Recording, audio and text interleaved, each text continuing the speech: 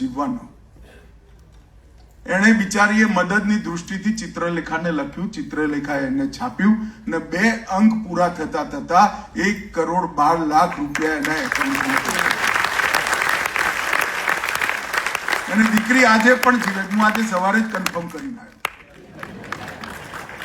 એ દીકરી આજે પણ જીવે. આજે વિશ્વસનીયતા ઊભી થઈ. એ વિશ્વસનીયતા એટલા માટે થઈ કે સજગ, નીડર અને ચોંટ લાગે એવું નિરૂપણ કોઈ સાપ્તાહિક કરે તો જ વાચકોની વિશ્વસનીયતા જળવાઈ રહે. હમણાં મને આમંત્રણ આપવા આવ્યા ત્યારે બહુ ગૌરવથી કહેતા હતા કે અમે ઈ પ્રકાશન પણ ચાલુ કર્યું છે. સારું કર્યું, ઈ પ્રકાશન કર્યું, પણ ગુજરાતીઓ ટપાલ વાળું જરૂર મંગાવજો ભાઈ. ઈ પ્રકાશનમાં પેટ ના ભરાય. સદ પ્રવૃત્તિને સપોર્ટ કરવું.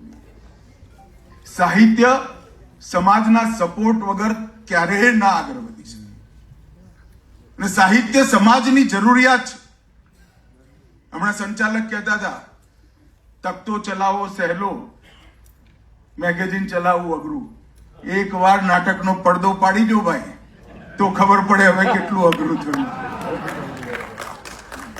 ગુજરાતી તકતો ભારતભરના સાહિત્યનો અલંકાર છે ભાઈ.